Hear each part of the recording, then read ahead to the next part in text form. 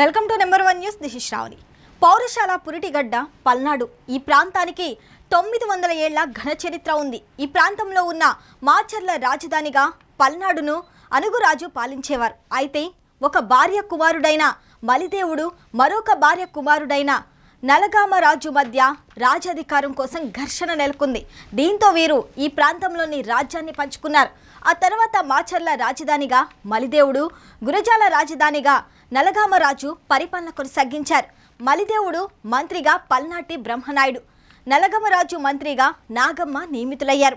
మాచర్లోని కారంపూడిలో బ్రహ్మనాయుడు నాగమ్మ చేసిన యుద్ధం ఒక చారిత్రాత్మక ఘట్టం. ఈ పల్నాటి యుద్ధంలో అనేక మంది వీరమరణం పొందారు. మరణించిన వారిని గుర్తు చేసుకుంటా ప్రతి సంవత్సరం ఆరాధన ఉత్సవాలు ఘనంగా నిర్వహిస్తారు.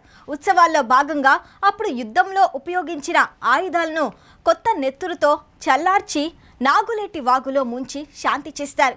ఈ ఉత్సవాలను 5 రోజుల పాటు నిర్వహిస్తారు. మొదటి రోజు రాజగావు, రెండవ రోజు రాయభారం, మూడవ రోజు మందపోరు, నాలుగవ రోజు కోడిపోరు, 5వ రోజు తల్లిపాడు అనే యుద్ధ ఘట్టాలను ప్రదర్శిస్తారు.